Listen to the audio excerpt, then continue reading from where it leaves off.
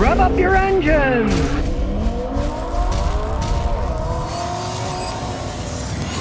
Subaru and Toyota fan, Scotty.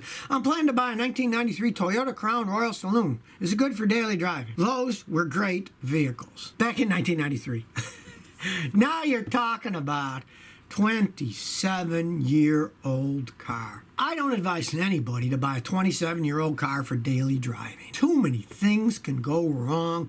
It's a Toyota, yes, but it's old. The rubber stuff can start to rot. And something as dumb as the rear main seal on the engine for the engine oil. It's going to be worn. If it goes out and it starts pouring oil on the ground, you're going to have to pull the transmission off to change a $10 part that's going to cost you probably $1,000 to take the transmission apart and get to the engine and put it in and then put it all back together again. You have to understand you got a car that's 27 years old. They're not made for daily driving anymore. Even guys I know that have classic cars, they don't drive them every day, even if they've been fully done over and they got 100 grand in them. They know if they drive it every day, they're going to wear stuff out just because it's so old. Robert Harris says, I just watched your video on why not to buy an Optima battery, and I don't care what they say about you, Scotty, you know what you're talking about. The reliability of these Optima batteries has completely gone to poop. Keep these videos coming. More people need your experience. Well, that's what I'm here for. Years and years ago, I told people, buy these Optima batteries. They were excellent batteries, but their quality just went.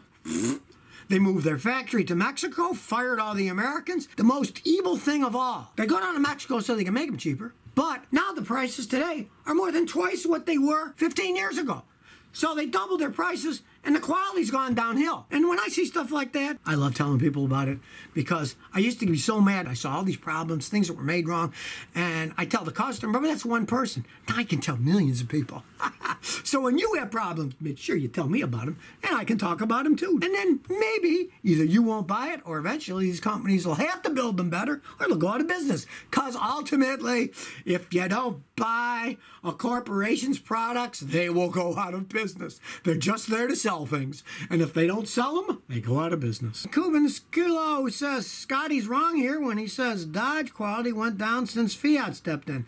I think it's the other way around. Well, I don't know about that because I don't know that Fiat quality could go any lower.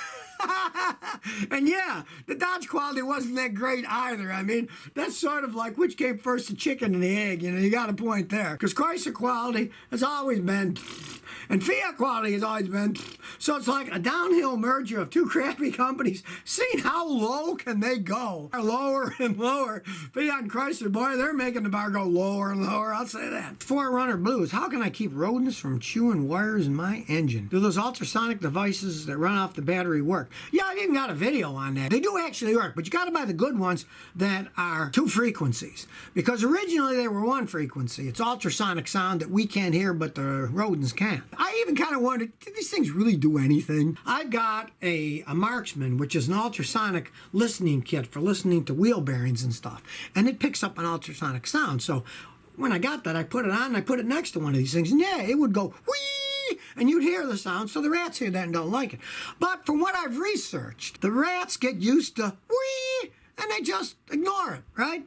But the good ones are dual signals. Make all kinds of noise, and they can't get used to the vacillating pitch, and that drives them nuts.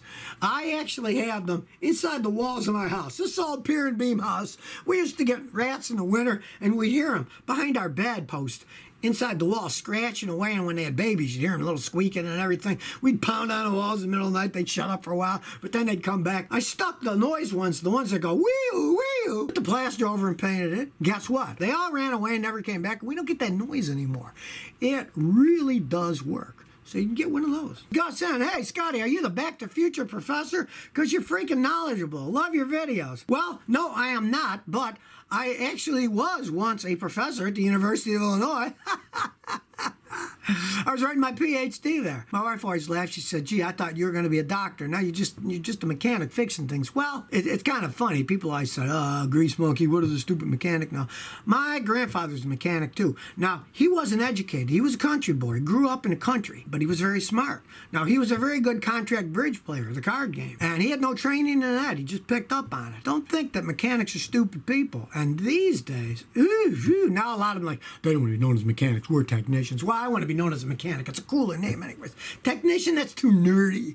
You know, I like the idea mechanic, a universal mechanic. I like that.